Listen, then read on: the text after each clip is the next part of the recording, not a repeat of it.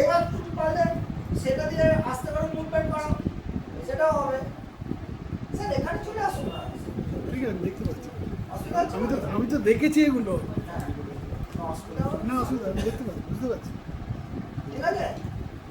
আমি এরপরে এটাকে মুভমেন্ট করাচ্ছি, তখন তো বলো পাটাকে টেনে তোলো করে করো।